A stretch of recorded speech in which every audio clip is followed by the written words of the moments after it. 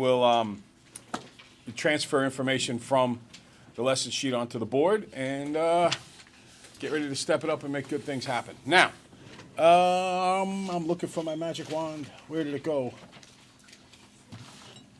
Is it right behind here? Nope. Anybody see my? No.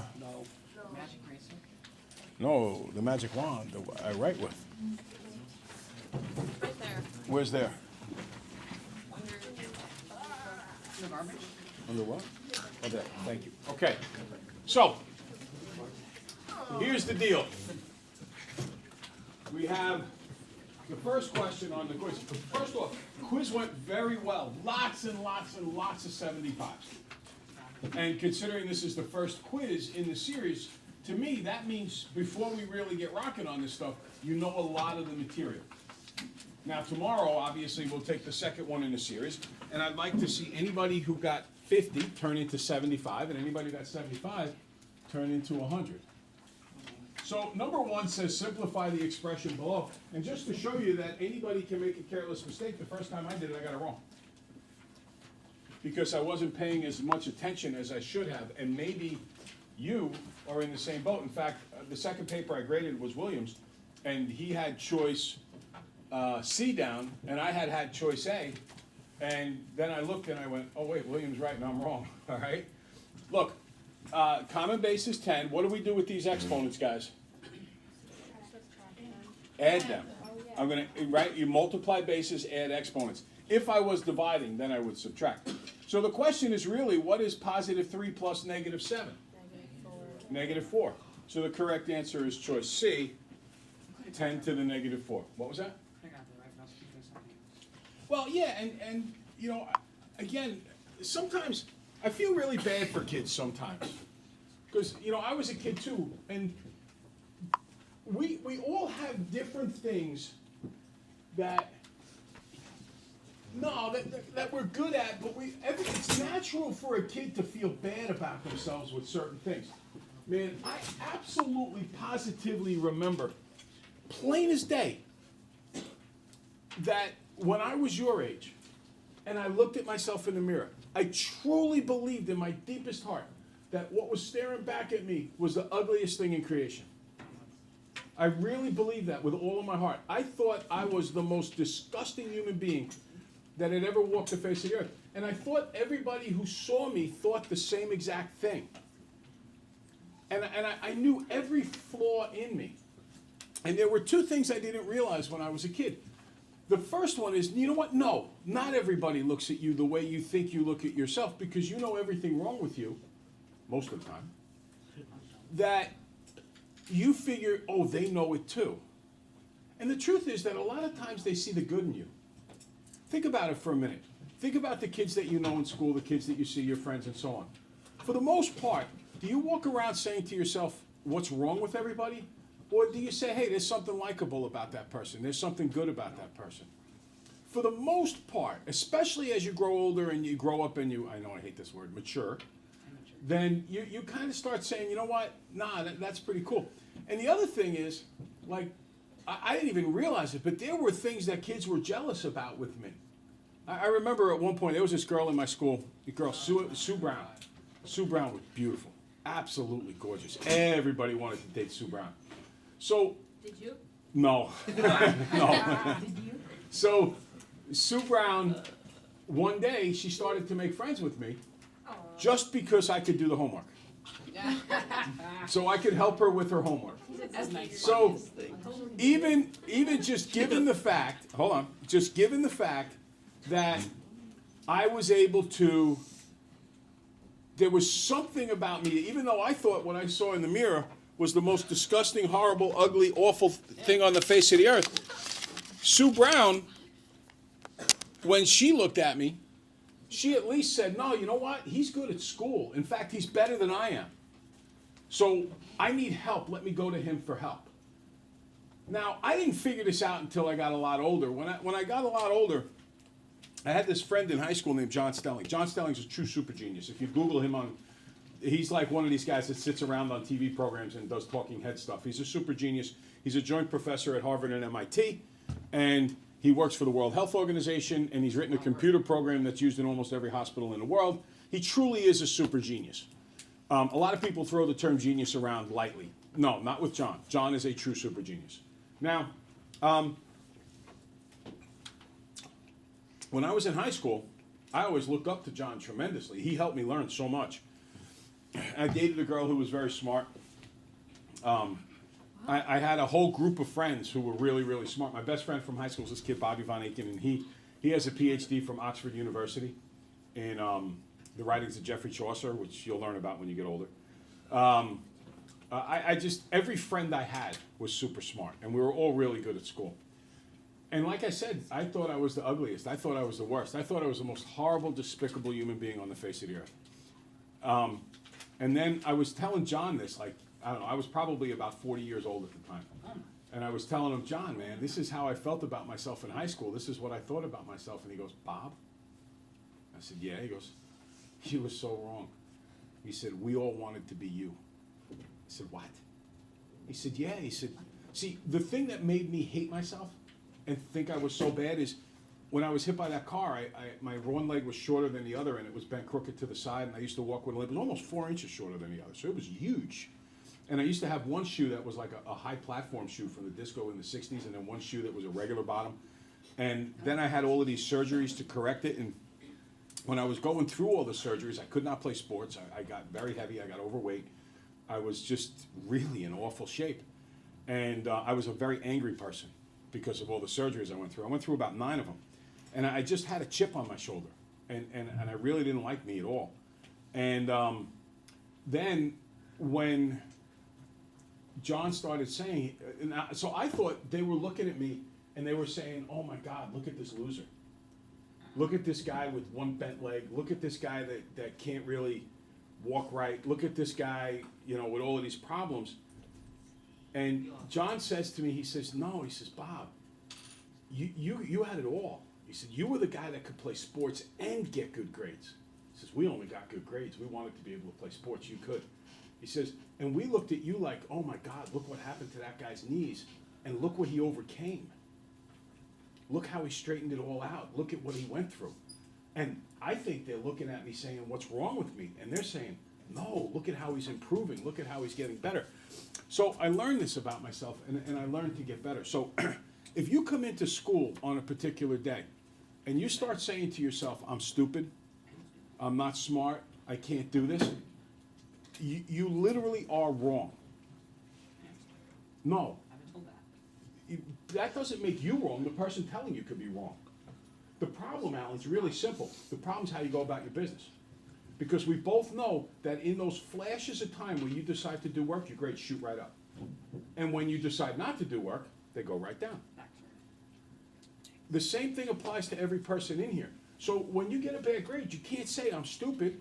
Don't think every other person in the room's looking at you like you're an idiot. You just have to say to yourself, look, what do I do to get things right? And as you get older and older and older, people will look at you with respect. People will look at you like, man, this guy's got it together. This girl, man, she is really going to have a great future one day.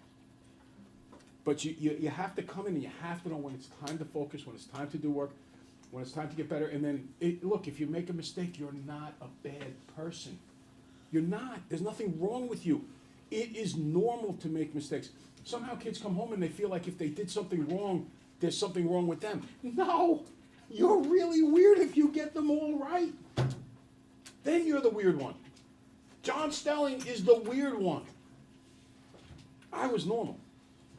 And I had to fight and work for what I wanted to get right. Now, number 2. In the diagram below, lines L and M intersect. Which pair of angles must be congruent? What do you think here, guys? What pair? Chelsea?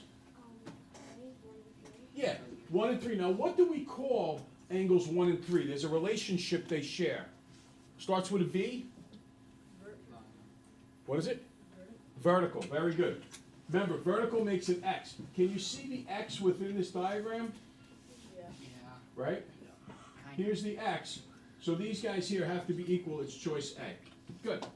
Now we go to the next one, which is number 3. And it says the measure of angle 1 in the diagram below is 113 degrees. Can you just take a quick look at your paper? What I'm wondering is this. did you go over here and write 113 there? No. I hope so. Okay?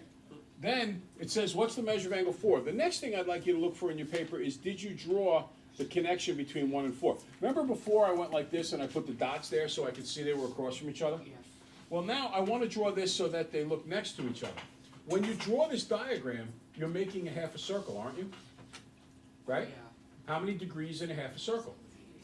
180. So what do these two angles have to add up to? 180. What's that word for two angles that add up to 180? Supplementary. Good. So the question is, 113 plus which of these choices add up to 180? Well, obviously these two aren't going to work. Ow, I didn't know that. So is it 67 or 77? 67. I didn't know that. Okay? So the correct answer is choice A. Next, number 4 in the diagram. Where's Marcy? This guy here, angle RBU is 110 degrees. What's the measure of angle X, guys? 110. It's going to be 110, right? They're vertical, they're across from each other. Okay, so, yes. You know Marcy? Do I know what? Marcy. No. All right, so now we have all 4 of these correct answers. Again, if you go home tonight, you study them over, you're in good shape. Don't forget about your relearn packets. It's just incredibly important that we be ready for this, for the next one that comes along. Okay. So, first question on the do it. Very, very, very important question. Easy.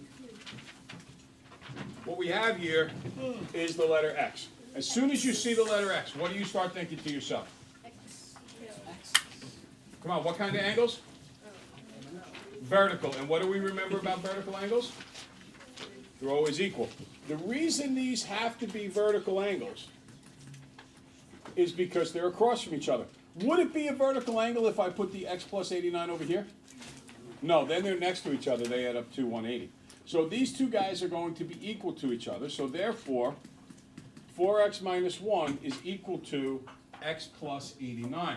Is this a same side situation or an opposite side situation? Same side. Who said it? Oh, opposite side, not same side. The x's are on opposite sides. I didn't say Opposite side? Opposite operator. Opposite operation. Minus the x. What's 4x minus 1x? 3x. Minus 1 equals 89. And what do I do next? Add 1. 3x is 90. Divide by 3. X is 30. Yay. I hope you can see that if you're doing these problems as we go along, you're in really good shape. Okay. Next up, solve for n. So now, my diagram looks like this. This says 4n minus 8. This says 2n minus 4. Now, are these vertical angles? No, they don't make the letter X at all. But if I draw the fact that they're next to each other, I'm making, that's one lousy looking circle, but I'm making a half a circle. So what do these two guys have to add up to? 180. 180. By the way, they often call these guys adjacent. Adjacent means next to. So 4n minus 8 plus 2n minus 4 has to add up to 180. Is this a same side situation or an opposite side situation? Same side. 4n plus 2n is 6n, minus 8 and minus 4. Always peeking in front. Minus 12 equals 180.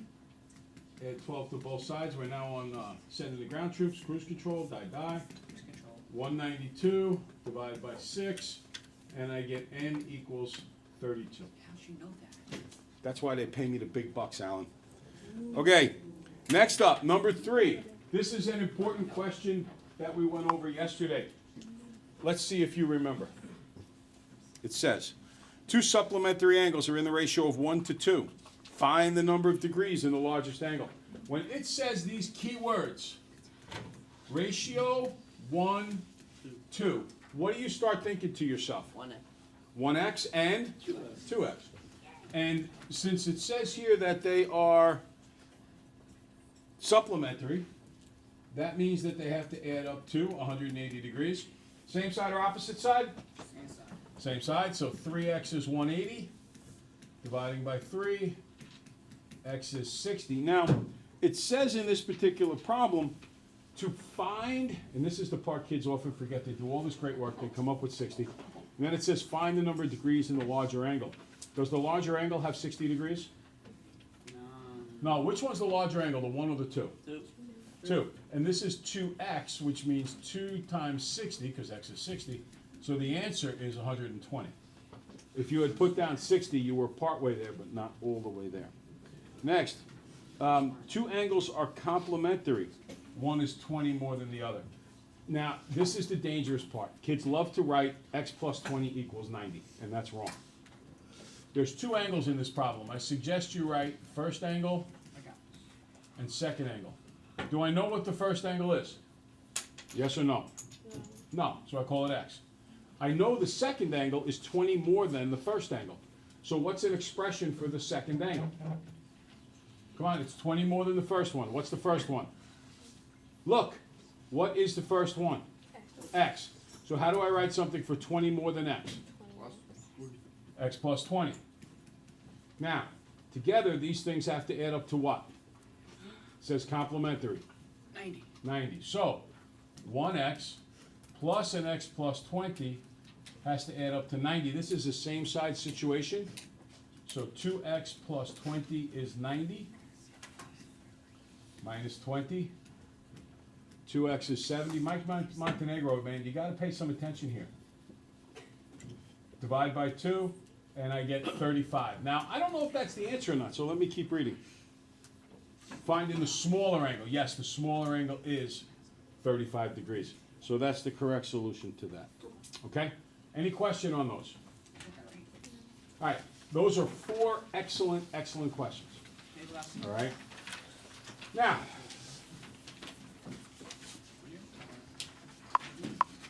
we get started on today's lesson. I would like to, I just want to look very quickly. I thought I had something on my computer, and I don't see it at the moment. What makes you think that now is the time for you to talk? Hey, I'm talking. what makes you think, right, guys? Come on.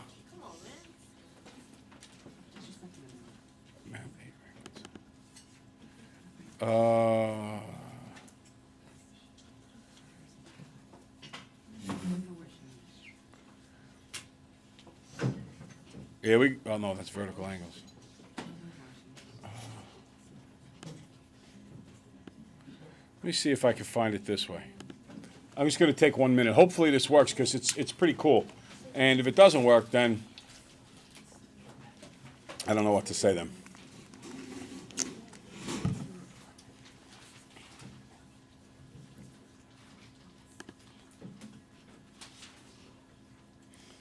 Okay. Open recent. Here we go. Excellent. Very cool. I think this will help us understand the lesson a whole lot better.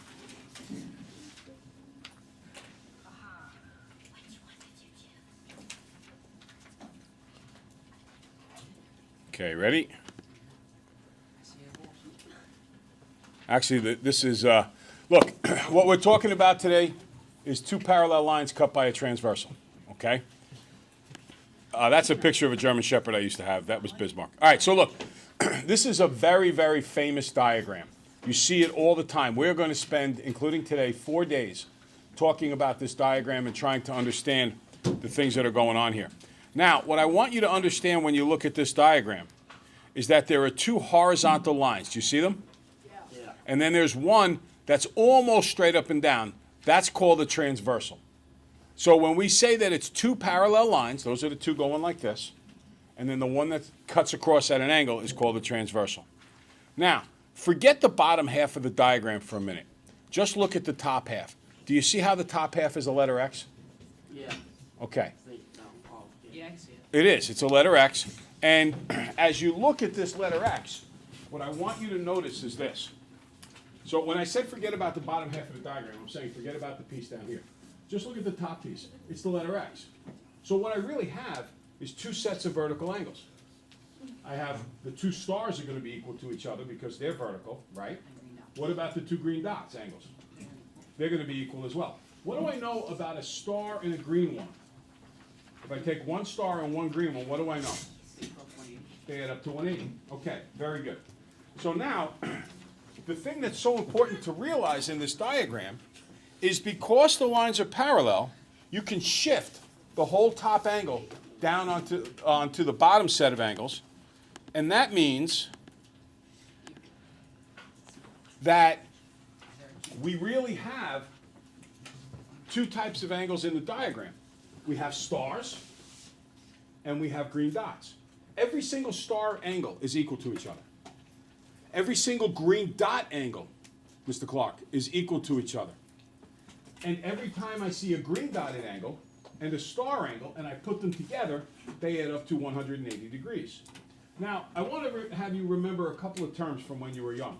The term acute, that's an angle that's less than 90 degrees. Every starred angle here is an acute angle. An obtuse angle is an angle that's greater than 180. Right, those are all the green dotted angles. So all the obtuse angles are equal to each other. All of the acute angles are equal to each other. And one acute and one obtuse add up to 180.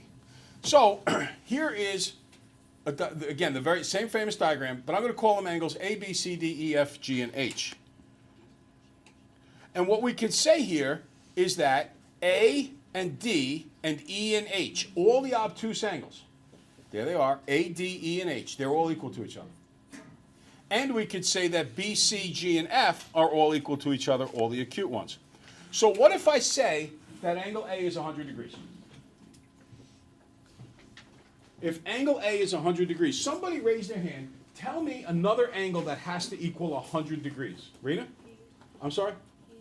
Did you say E? Yes, E is 100 degrees. Good. Jason? D is 100 degrees. Good. What's another one that has to be 100? Jimmy? H is 100. Excellent. What does B have to be? Alan? 80 degrees. Good. If B is 80, what is C? 80. 80 because they're vertical. If B and C are 80, what do F and G have to be? 80 degrees. Very good. So this is a very famous diagram, and once we see those relationships, we're in excellent shape. Okay, this time I have 70 there. What I want you to do on your paper is write down what A, B, C, D, E, G, and H have to equal. Okay, gotcha. I was thinking 70.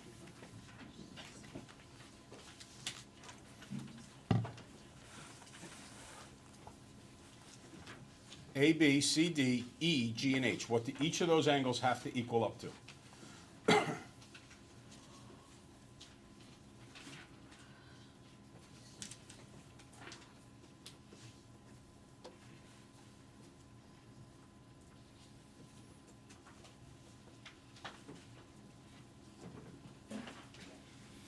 Okay, what does angle A have to be?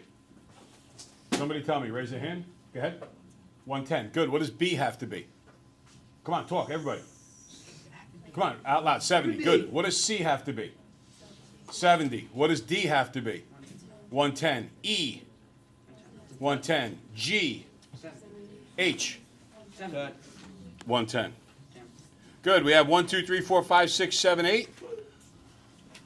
What about here? I have a question. Are these two angles equal or are they supplementary? Take a look and see. Are they equal or do they add up to 180? Hey, wait. What kind of angle is this guy here? Is this guy here acute or obtuse? Obtuse. Obtuse. What about this one? No, Italian.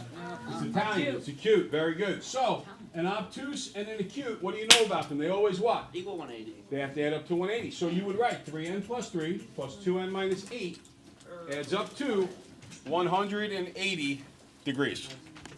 And then you would solve the equation afterwards. Okay. What about these guys? Are they equal or are they supplementary? Take a look. Angelina, come on, head in the game. Everybody, equal or supplementary? Supplementary. One's acute, one is obtuse. Okay, guys, have a great day. Hasta la vista. Vaya con Dios. Toodaloo. Ta-ta. Arrivederci. Smile a lot. Ciao. Arrivederci. Adios, amigos y amigas. Cheerio.